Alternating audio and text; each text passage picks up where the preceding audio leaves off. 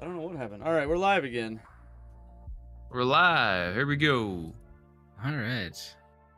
Part 2. Yeah. So I think when we Gen left Con. off, we were talking about Gen Con. Yeah. Yep. Reiko Callus took it down. It's been a consistently really good deck. Just really high value, really able to poke at your opponent's hand, make them think. Yeah. Yeah, it's a great deck. I love playing it, even if I was playing it the wrong way. It was still real fun. It's still a real fun deck to play. I played it the wrong way. It's so funny. I'll be the first one to say it. Yeah, I mean, there's a lot of ways to play it. Some are right and some are wrong. Are you on the promotion bus, Rebel, or no? Not in Reiko Callus, no. Norm loves promotion. Yeah, the promotion thing was it was something that Norman threw in Jin Han. Yeah, I remember that. Because he's the point of that deck, he was really trying to cycle hard, get Black Market Connection off. And he's thrown it in Kara Zeb also recently, and I do like that. I think that's a good include in that deck. Yep. Yeah, Gen Con was a lot of fun. I mean, I was not sure what would win. I didn't know if somebody would come out of the woodwork and just surprise us with some craziness, right? That who knew? But yeah. At the end of the day, Norm took the title. Yeah, Norman's a great player. Yeah. Indeed. If I had gone, I probably would have brought Cassian. 86 played Cassian. I don't know. I don't remember how well he did. He also was like, he hadn't had a ton of reps. I remember that morning, or the night before, because Paulie 86 and I, we all crashed in a room together. He was trying to get reps in like before the event. Yeah, he was still fine tuning things on his version. Yeah, he was fine tuning, and he was trying to make sure he didn't miss any triggers and whatnot. And so yeah, I gave him my list. I don't know if he ended up playing it or not. Oh, okay, I'm not sure. Yeah, I mean, he probably did. Did. All right. So after Gen Con, we had the Croydon regional in the UK, Sao Paulo in Brazil, and the July League Top Cut, which actually just wrapped up today. We took, there was a lot of time that one player in particular from a country near I don't know. I don't want to say it. It's Hippo. I'm gonna say it. It's Hippo. He took a lot of time to play some of his games, so he kind of slowed us down. But yeah, so the Croydon regional was won by Talzin Ventress, actually. I think it was Eric that took that down. Interesting. Not something we had seen that much. When we have seen Talzin, it's mostly been with Snoke, but Ventress, pretty high value character. Just hasn't really gotten a time to shine. There was a deck with her and Vizsla that was good for a while, but yeah. And I mean, her lightsaber is super strong. Yeah. Right? Especially when isn't it called? I thought it was called Asajj's lightsaber. I guess it's not. I'm looking for Asajj right now, I guess.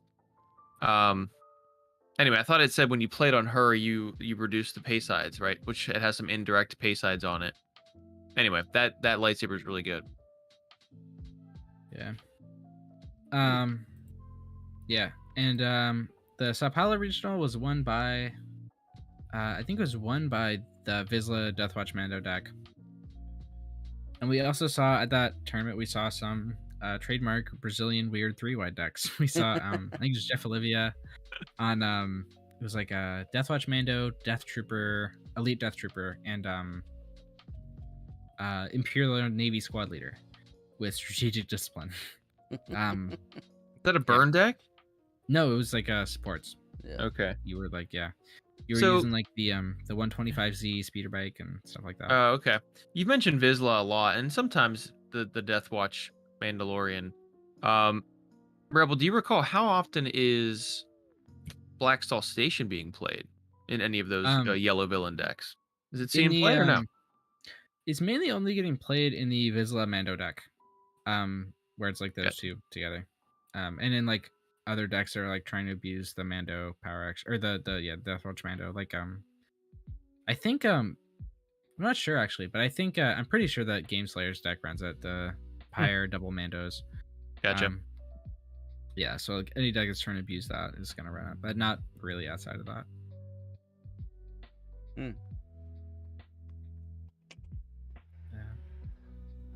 And so the July top cut was won today by Hippo on Sabine Zeb, and I was in second with Kiadi Mundi and Owen and Baru.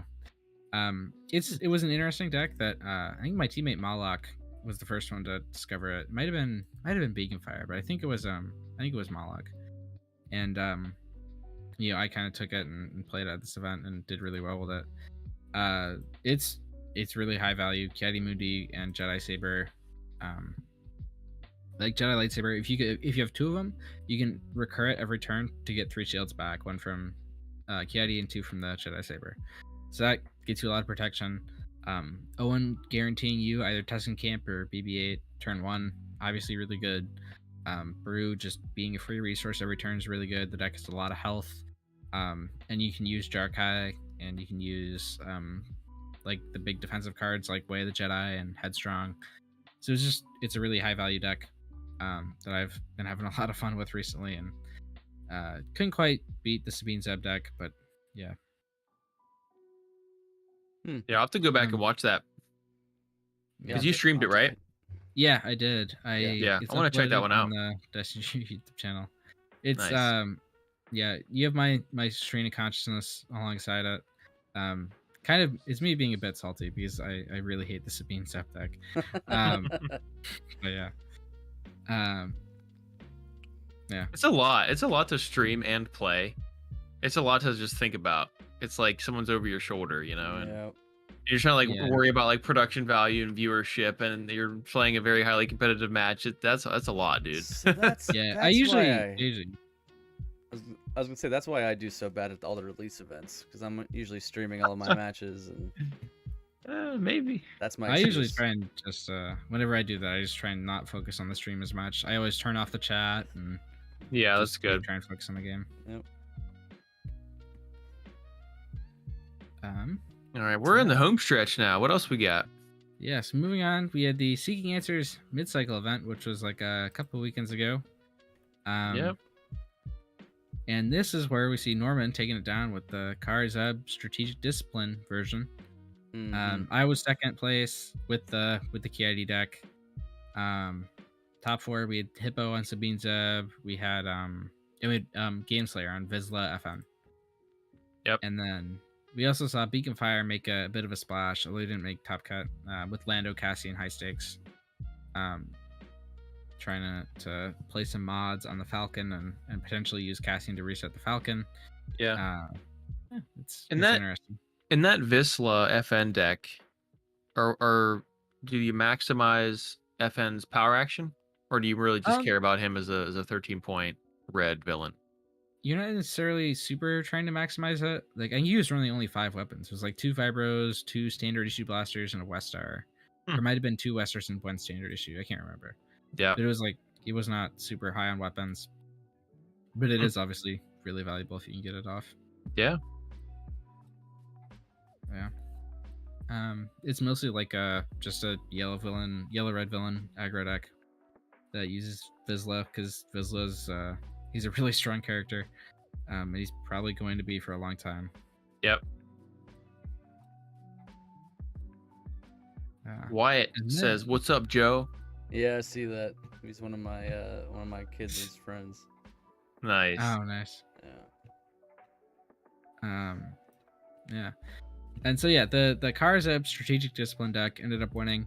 Karzeb had been played a while ago with Stay Ahead instead of Strategic Discipline, but Norman was like, why don't we like try and do what Cassian does, but with aggro instead. Seems good. And yeah, it works. It's a pretty crazy deck.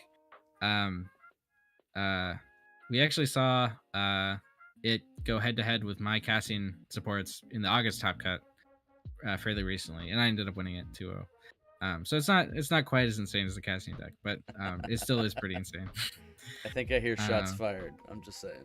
I mean, I won the match, so I get to 5 shots. Okay. There you go. There you But yeah. All right. Moving on to the August League Top Cut. It's still ongoing.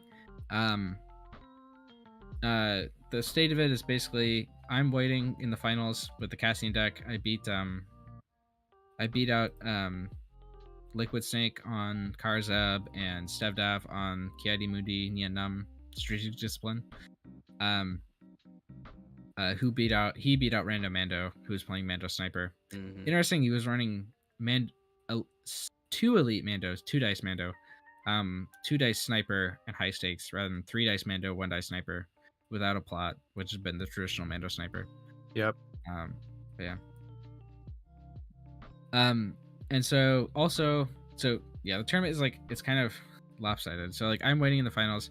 There's Norman's waiting in the top 4 with Rhaego Callis, and he's waiting for Beacon and Hippo to finish their match.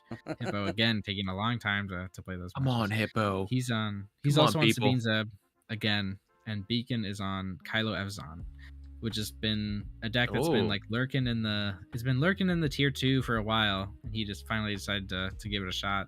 Interesting. Yeah. Little blue yellow villain. Yeah, it's an interesting Yeah, I pairing. think- I like Cornelius. He's fun, man. I play him with Cad Bane. It's mono yellow, but it's fun. Yeah.